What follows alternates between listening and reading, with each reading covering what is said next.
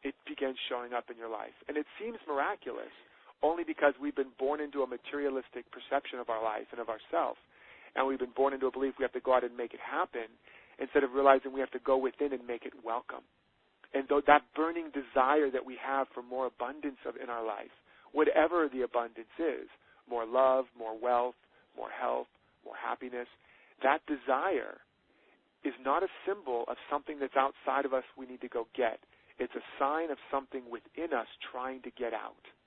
And even the word desire comes from a root word that means of the sire, or of the father, or of the creative principle.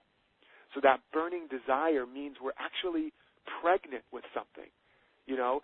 And as I use the analogy, you know, when you really, really, really want more abundance in your life or more of something, that's the moment to get really excited, because that's the guarantee that not only do you have it, but you're literally pregnant with it. It's trying to get out.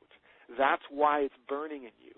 But because we've been born into a false identity, and we think that burning desire is a sign that we don't have it, we get sad or we get anxious and we get ambitious and we get busy. And all of those efforts to try to attract and make it happen now literally become the resistance that's blocking it from emerging. And so that burning desire is the clue that you've got it. So take a breath, relax. It means you've got it, or you couldn't have that desire. You are now pregnant with something. So like a pregnant woman, if you now start running around trying to make a baby happen, you are crazy. You have gone crazy now. Just know that. You know, if a pregnant woman starts going around trying to make a baby happen, people are going to think she's crazy. And if she starts doing affirmations, I'm pregnant, I'm pregnant, I'm pregnant. I have a baby, I have a baby. And she starts doing all these things to make a baby happen. Pretty soon, those nice men in white jackets with good upper body strength are going to come along and take her away. And then not only will they take her away, but she will also lose her baby probably. So again, to he who has not, or she, even that which she has will be taken away. So instead, what does she do? She begins to rub her stomach and just go, oh, yeah, I'm pregnant. That desire is the baby kicking. I have it. I have it. And then when she does all these activities like taking vitamins and exercising and creating the nursery, she's not doing any of that to make a baby happen. She's doing all of that to make the baby welcome. So I'm really, excited about what you're sharing with us today, and I love your ability to tie stories to it so we can understand it better. You have a 7-stage process. Could you share that with us? This is the process that people could start getting unstuck and living on purpose. Absolutely. And it's basically, you know, my over 2 decades of me struggling and striving and self-improvement and attraction and all these different things. And like I said, almost dying a couple times as a result of it. And a couple decades and tens of thousands of dollars of research and development, I've discovered or distilled the 7 stages to cultivating and activating that seed of potential that's in all of us so that it begins to emerge in our life. And it's really what I call, and what somebody else really started, and that's why I call it now, they say it's really the end of self-improvement. And because, again, any attempt to improve ourself is an affirmation that ourself is somehow broken or lacking. And instead it's about self-acceptance and emergence. And there's 7 basic stages. And I'll go through them really fast, and we can talk about them a little bit more at the end because I go into them much more in depth in my program. But the first one is you have to have a vision. It's see the completed vision. It's like Michelangelo, who's talked about, you know, he started by seeing the masterpiece already completed in the block of stone. He had to start there. Why? Because if he didn't first catch a glimpse of the masterpiece already in the stone, he wouldn't have known what to chip away. And he just saw the masterpiece and chipped away everything that wasn't it. So the first stage is see the completed vision. And there is a vision that's trying to emerge in you. And it's shouting out all around you. There's clues all around you to who you are and why you're alive. And it must become priority number 1 to discover and to tap into that. It's why in Proverbs it says, where there is no vision, the people perish. It didn't say where there is no vision, the people have a bad day. You know, it said where there is no vision, whole cultures die. And we see that to some extent in our world now in all the chronic systemic crises, a lack of vision on some extent. And so the first stage, is you have to have a vision for your life. And it's not a vision you make up. It's a vision that is really that you're made of. And one of the clues that you can do is you can look around and just even right now, look at and imagine 3 to 5 people you really admire, you think are amazing, either living or dead. And just take a moment to write those names down, and you can pause this and take more time. But what is it about them that you admire, respect, and write down those qualities? And what is it about their life that they represent, they stand for, that you most admire? And write that idea or that theme or that message down. And then I want you to think about, and you can be doing this as I'm talking, think about the 1 or 2 issues in the world that really break your heart or really anger you, and you just think, why doesn't somebody do something about that? And write that down. And what you're doing right now is you think you're writing about these other people, but what you've just done is you've described yourself. Because what happens is that when we have those parts of us that are trying to emerge, they give us clues by the things in our life that push us or pull us.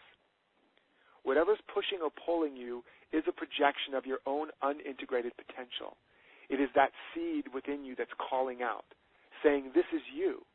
And so when you look at the world now, those people that are pulling you, and you describe them, now I want you to put your name there and say, I am a powerful, confident, abundant, inspired leader that teaches individuals how to, et cetera, et cetera. You're actually describing you. And when I've done this with people around the world, literally in a few minutes, they're suddenly in tears, or they're, oh my God, I can't believe it, that's what I've always felt, but I never quite could see that. It's like suddenly looking in a mirror, not realizing that you're looking in a mirror, and suddenly saying, hey, you're looking in a mirror, that's you you're seeing. And so if you do that, you'll begin to tap into the vision that's trying to emerge in you. So that's stage 1. You have to have a vision. Stage 2 is now that you have a sense of what the vision is, now you have to become congruent. So stage 2 is cultivate the congruent conditions. That's like cultivating the soil that's congruent for that seed, the kind of soil you need for that seed to grow. You need different kinds of soil, different kinds of ingredients to make different kinds of plants thrive. So stage 2 is cultivate the inner conditions that are congruent with that vision. And that means, let's say you have a vision where you are, wealthy and abundant and you're successfully doing something in the world and making an impact. You ask yourself, who would I be and how would I feel if I was doing that? And then you begin to ask, what activities could I begin to do now that start to activate and make me feel that way now? And again, I go in much depth on step-by-step how to create that. And the process we're going to do in a little while is one of the strategies to cultivate those congruent conditions. But you start to ask, what would it look like to be that person now, to step into that feeling tone now? And I'll just really briefly tell you, in my own life, when I've practiced this, I went from being nearly broke, singing in an old retirement home with a broken-down piano and smoke-filled room, as I began to show up and be the person that I wanted to be, bring the excellence, bring the joy, activate the qualities, and become congruent with the person I wanted to be, even though the conditions were not like that. I just decided to become congruent. Suddenly, within a matter of a couple months, I was running the whole place, the whole show. I was singing, and I was being asked to sing all over the place. And my life got so busy singing and performing and teaching and speaking that grew out of that space from me showing up. And another time we wanted to have a new home, and we were living in a little apartment. And the natural thing is to look at your place and go, oh, this isn't good, and to feel kind of bad and feel lacking, and then to go out and try to attract a bigger home or whatever. But instead I started having a clear vision and cultivating these inner conditions so that we began to feel like we were living in a mansion. I began to go and sit into model homes and feel what it felt like to be in them. And then we'd go in the park with our boy and we'd play and we'd have a picnic and we would act as if we were already there. And then we'd come back to our current little apartment and we would dress it up and take care of it as if it was our mansion. And we just began to be and to feel congruent with our vision. And within a matter of about 60 days, I'm going to say that's 30 days, about 60 days, we were moving into a home that 60 days before was an impossibility. Mm. So what happened? I became congruent. That's stage 2. Stage 3 is create the quantum plan. And that means once you know where you're going and you know who you are meant to be and how you're meant to feel, you need to create a plan that allows you to orchestrate and organize your life around that. You need to have a structure. Otherwise, you're just living life on accident. And so you literally, organize, okay, every day I do this for this long, or, it's a plan, and I walk you through how to do that step by step. But if you don't know where you're going, if you don't have a vision, which is stage 1, every road will take you there. And if you don't have a plan of yours that you're living, then you are living someone else's plan. You're being pulled by other people's agendas. It's like when you open up your email box in the morning. If you don't have a plan for the day, you've just opened yourself up to everybody else's agendas. It's like an email box is a nice organizing place for everybody else's agendas. And so if you don't have a plan for that day, when you open up that email box, you can forget about it because you're going to be taken off by somebody else's plan. So we need to have a vision, we need to become congruent, and we need to have a plan that keeps us on track no matter what. And then stage 4 is you have to begin to reverse the flow, as I said. Whatever's missing is what you're not giving. So stage 4 is give what appears missing. And that's where you learn. And like I said, this one idea alone, if you just grasp this, it will radically and completely change your life. You will never be a victim of anyone or anything again. You will never find yourself thinking, God, if they would just give me more respect or more validation or more approval, then I would be able to live my life more fully. No. Only you can activate that within you. You are the divine power plant, and a power plant doesn't receive energy, it must generate it. And so in this stage, you learn how to turn it on. And again, we're going to do that in the process coming up. How to turn on that power plant, how to start generating those feelings, how to fill yourself up first, and then how to start radiating it. Because you cannot give what you don't have, but you can't keep what you don't give away. Because you must keep circulating it. It's the law of circulation.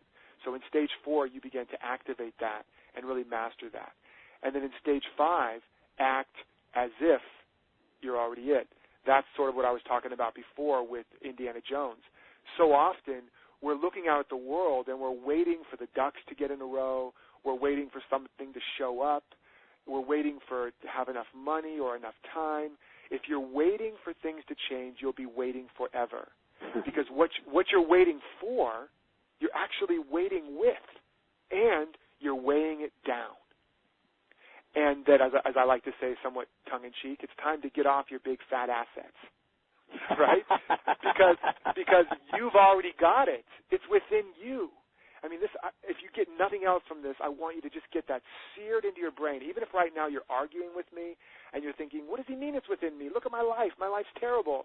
I know it because you're basing it on appearances, and that's why the master teachers have always said, do not judge by appearance, but judge righteous judgment, which means to discern spiritually, to discern in terms of what's in consciousness. So you cannot judge by what appears. What you're seeing is just an old thought. It's an old behavior pattern that's manifested, that's congealed into experience. It has no power over you at all. The minute that you turn on this inner power plant and then you begin to step and to walk as if you are that individual, miracles can happen. Miracles. It's like Justin Bieber, as an interesting example. If you ever saw his movie, he was trying to do all this stuff and nobody would accept him. All the record companies turned him down. They wouldn't play his music at the radio station. They said he was too young. His voice was too young. This was before we had all these young singers that are now out there trying to be like Justin Bieber. But what did he do? He didn't wait for his voice to get older. They told him, they said, go home, wait till you're a little older, then come back. He didn't wait. He decided, no, I have a vision. I have a dream, and he was congruent with it. And he began to go to radio station after radio station and just sit there literally in the lobby and play for the secretary, play for the assistant. He began to continually act as if he was the successful singer that he was. He just had to be that person. And pretty soon the guy would come out, he would listen to him, he'd go, okay, here, come, and he would let him play live on the radio. And then he would tweet and Facebook and let his little crowd of people that knew about him, pretty soon 2 girls would show up at the radio station, then 5, then 10. Then they had to call the fire marshal out because they couldn't contain the crowds. All of this was because he didn't wait for the world to validate him. He didn't wait for anybody to show up and say, okay, now is your time. He knew he had something in him that had to come out, and he began to live as if it was true. So that's stage 5. And again, I go much deeper into that, but I hope you can feel. You must begin to step into your destiny. You must begin to see it, feel it, plan it, and then step into it. That's stage 1, 2, 3, 4, 5. And then stage 6, as you do this, it's going to inevitably bring up in you all the places in you that feel broken, that feel lacking, that feel missing. And what we've been taught is to try to fix and change and get rid of and overcome those parts of us. But all of those parts of you that feel dark are actually gifts waiting to be unpacked. The darkness is the light in potential. Those broken parts of you, when you integrate them, become the strongest parts of you. And so stage 6 is embrace what appears broken. And again, if you just get that stage alone, your life will never be the same. Because so many of us are struggling to heal and fix and improve ourselves, or to cover up, or to get rid of all these parts we think are bad. And that's like falling into quicksand and trying to get out. The minute you try to get out, it does what? It pulls you deeper. But when you stop and you embrace those parts of you, that dark soil that seems so scary and dark and dirty, it becomes the very substance and the nourishment that feeds and fuels your emergence of the next stage of your evolution. And we don't have time to get into all the details of that stage, but I could literally talk for days just on that. But you must begin to stop trying to fix yourself. You must start to just accept and embrace that you are okay now. You are enough now. Whatever your weight, whatever your bank account, that acorn is not an imperfect or inadequate or broken oak tree. The acorn is a perfect acorn. Yes, it's going to emerge to become a great, majestic oak. The caterpillar is not a broken butterfly or an inadequate butterfly. It's a perfect caterpillar. Yes, it's going to eventually spread wings and fly. But right where you are is good enough. And you must start with I'm enough and embrace and love yourself. And that is a primary condition. Just that alone will start to activate your emerging power. And then finally, stage 7, wait upon the law. And this is the principle that infinite patience brings about immediate results. It's the principle that so often we plant a seed, and when it doesn't grow right away and bear rich fruits, we think something's wrong with it, and we leave it, and we go try a different seed in a different hole in a different garden, a new tool. It's called shiny object syndrome, entrepreneurial curse, whatever name you want to give it. We keep bouncing around from one program to the next, and we don't give that thing we've activated a chance to get roots. It's like the Chinese bamboo tree. It takes 5 years, and it only grows a couple inches. And then in the 5th year, in a matter of a couple weeks, it grows 80 or 90 feet, 8 or 9 stories. Because during that time, it was growing this magnificent root system to contain this incredible bamboo tree. And so likewise with us, the deeper the roots, the higher the shoots, and the richer the fruits. And so we have to have the patience to keep cultivating the soil of our soul, to keep doing the inner work, to keep living in that place, knowing that we're developing a deep root system, whereas most of our teachings teach us just to focus on the branches and fruits without any roots, and then what happens? A good wind comes along and it knocks that tree down. So in this stage, you really learn how to have patience, how to keep cultivating, how to understand the principle, the law of emergence, that you plant the seed, you cultivate the soil, you love it, you nourish it, you enjoy the process, and in its perfect season, it begins to emerge in your life. And when you have that patience, it emerges rapidly. We're almost out of time, and I know we promised the audience that we would do this visualization. Could we do that? Yeah, absolutely. So let's, I know I've given you a lot. I always try to over-deliver, and I want you to take the time, re-listen to this, and really take notes step by step by step and how this applies to your life. But right now I want to take you through a little process to really activate this in you. So close your eyes right now and take a nice deep breath into your heart. Just imagine you're breathing and pulling the light into your heart. And see it and feel it filling your body. And as you exhale, imagine that you're releasing all of the old energy and whatever no longer serves you, like smoke just billowing out of every pore of your body. And another deep breath into your heart. And another, again, release everything that no longer serves you. Just becoming very present and relaxed. And I want you now to bring to your heart, to your mind, a moment in your life, any moment at all, where you felt really connected. Just a high moment. It could be any moment from childhood on up to adulthood, where you just had a high moment. You just felt really good. You felt loved or supported or inspired or successful and abundant.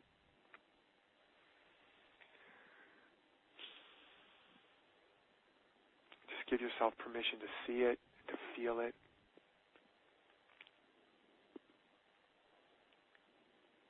And take a nice breath. And as you exhale, let that feeling expand in your heart. Just imagine it expanding to fill your chest. And another deep breath. As you exhale, imagine it's being pulled and expanded on your breath to fill your whole body. And now in this more receptive place, I want you to open up to the vision of your life. I want you to ask, what is the highest vision for my life? The highest possibility. If I really believed I was supported and loved, that I had everything that I needed, the resources, the abilities to live the highest vision, what would that be? What would that look like? Not what is practical or what is logical or rational. For now, put all of that aside. And if your mind goes, but how would I do that, or who do I think I am? Just put all of that aside right now. Forget the how. Right now, just open up to the what. What is the highest possible vision of my life? What does it look like? What does it feel like? If I could really be that person that I was describing earlier, that empowered, confident, poised, self-assured, inspired, creative individual.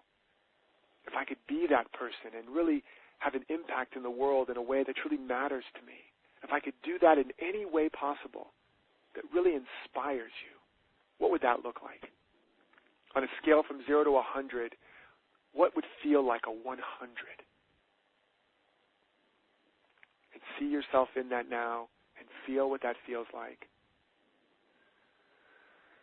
And just take a nice deep breath and surrender more fully to that vision, saying, yes, I can. Yes, I will. Yes, I'm able. Just feeling the willingness to be in it right now, to see it. Not worrying about the how, but seeing yourself being that person, doing those things, having those things. And as you're feeling that, I want you to take another deep breath, and as you exhale, let that feeling expand to fill your heart. And give it a color, and let it expand again to fill your chest. So you see the color expanding and you feel this positive energy, this visionary vibration expanding. And take another deep breath and just feel the energy of your vision expanding to fill your whole body. And it's okay if it's a little or a lot. Just feel whatever good feelings are growing and expanding in you. You're not forcing it or pushing it. You're breathing and allowing it. It wants to expand in you. It wants to be activated in you. And again, you can pause this on the replay and take as much time as you need. But now I want you to imagine that the earth is like a small ball in front of you. And hold your hands out. And just imagine that this energy you're now feeling, radiating in your heart, is now coursing through your body, down your arms, and out of your hands like a radiant field, and it's just saturating the planet. And you see and feel the color of this energy just enveloping the planet, and you can imagine it saturating different places on the planet, different pockets, different people. And just feel the energy moving through you, down your arms, and radiating to the planet now. And as you do this, feel that the energy within you is expanding as you become a channel for it. And as you say in your own words, may every being, every creature, and all of creation be blessed and abundant, unconditionally and without exception. May every being, every creature, and all of creation be abundantly blessed, unconditionally and without exception. And just feel that you're giving that away now, that you're becoming a channel of radiating that energy. Imagine that the energy is pouring through the top of your head now and through your heart, down your arms, and you're becoming a channel of more and more energy as you feel it radiating to the planet. Remember, you can only keep what you're willing to give away because it activates the law of circulation and it expands and turns on that power plant. So now you can generate more and more and more, and just feel that. And you can focus on any place or any person in your life or on the world that you feel needs that extra abundance, that blessing. And just consciously give away all that you would want for yourself now. May all beings be blessed. May all be abundant, abundantly provided for. Abundant with joy, with love, with happiness, with health, with all their needs met. Take a deep breath and just feel that energy expand again and radiate with intensity. And just know that right now you are connected energetically with everyone and everything that is a part of your destiny. So right now in this moment, you're no longer anticipating some future. You are participating in it. Spiritually, energetically, emotionally, you are participating in your abundance. You're participating in your power. You're participating in your destiny of greatness. And you are now being of service to all the people you're meant to serve and help. Energetically, feel that. And you are right now energetically in the flow and receiving the blessings from them as well. And now I want you to take your hands and turn them back towards yourself and say that same blessing to yourself. May I be blessed unconditionally and without acceptance, without conditions. And put your hands on your heart and just feel that energy now. The cycle or the circuit is completing. Take a deep breath and just bless yourself like you've never blessed yourself. Consciously want for yourself and give to yourself everything that you want. May I be blessed with all the wealth and the health and the joy and the love that I could ever imagine, unconditionally. And then just affirm yourself. Tell yourself all that's true about yourself. You are abundant. You are beautiful. You are powerful. Fill yourself up now. Give it to yourself and feel that you're literally activating that vibration within you. Whatever you've been waiting somebody else to tell you, tell it to yourself now. You are capable. You are powerful. You can do this. You will do this. I support you. I believe in you. And as you're feeling that, just allow me to activate what's called a quantum prayer, where I simply know that all the power and the presence, the wisdom, the genius, the abundance of the universe, that whatever's possible anywhere is possible everywhere because there's only one life, one power, one mind, and it's within and as and is your life now. And through this word that I'm speaking and activating this vibrational field, through this collective agreement of all that are part of this call and community, we are now stirring this divinity into activity. We are striking this mystic chord of memory and activating that latent abundance within you now. Your divine power plant is getting turned on and is now generating everything that you need on every level. It's showing up as new insight, revelation, guidance, direction, compelling right action, new relationship and opportunity. Everything that you need to be that magnificent being and fulfill that destiny of greatness. Like the oak tree rising out of the acorn, it is now rising out of your very heart, your very consciousness, and into your experience now. Feel that happening. Accept that it is so. Because I know that it is. And I know that the word that I'm speaking right now in this consciousness is a law of fulfillment and must bear fruit richly. Just breathe that in and say yes to your life and to your vision of abundance like never before. And I just thank you for taking this time and sharing this powerful energy with us. This collective energy is so much more powerful than us just doing it alone. And so it is. Wow. So it is. Man, that is powerful stuff, Derek. And, you know, I can't thank you enough for myself and for everyone that's listening today that you took your life and you researched and you searched until you found ways to serve us. And I'm excited about your 7-stage process and how you put your whole life into it. And folks, right now I want you to go to www.awakeningtoabundance.com/emerge, and that's EMERGE. And I want you to see what Derek's life work's been about, and it's all for you. He spent his life creating something that could change your life instantly, the Law of Emergence, bringing out something that's already in you. And thank you. I mean, I can't tell you that I feel, I mean, as you know, I'm headed on a long trip, and what a way to send me off. I just thank you for that. That was just beautiful. Would you let everybody know what they'll see when they go to see what you've done for them? Absolutely. And, yeah, this is a process, like I said, it's taken me a couple decades and tens of thousands of dollars and thousands of hours of meditating and going through my own dark night of the soul and nearly dying a couple times so that hopefully they don't have to go through all of that. They can. Yeah, we don't want to die. No, they can stand on the energetic shoulders of me and those that have come before. And that energetic pattern this isn't just a course with a bunch of words or, you know, audios and all that. It's there, but the energy of it's there. You're stepping into this field that has been created, this morphic pattern that's been created, and you get to literally step into that with this program as well. So that's happening also. And I also want to say this isn't theory. I believe not to talk about anything or put anything out there that I haven't proved over and over again in my life and in the life of my clients around the world. And so I've seen people do this work and literally go from being on the verge of bankruptcy to having more business than they know how to handle. I've seen people go from being out of work for a year and a half to having multiple job opportunities and offers after doing this work for a month or two. I've seen people literally heal their body, heal kidneys that were failing, suddenly start working again. I've seen people who were riddled with lifelong emotional traumas, debilitating depression, suddenly heal lifelong traumas.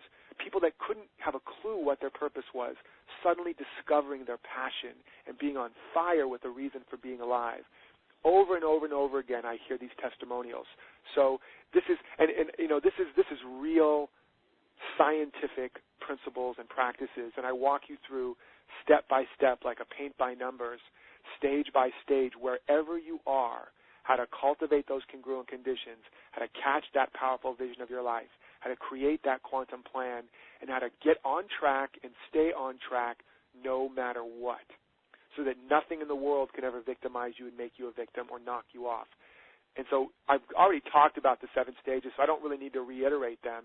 You can read this page and see again what each one of these has.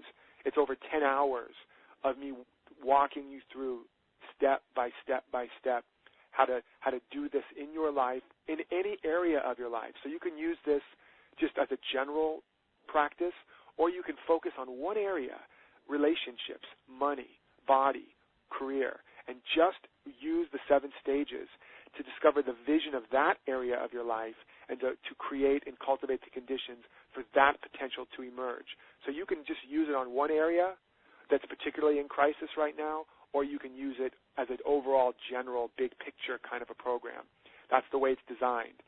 And there's, again, like I said, there's over 10 hours of audio, meditations, practices, step by step by step that I take them through.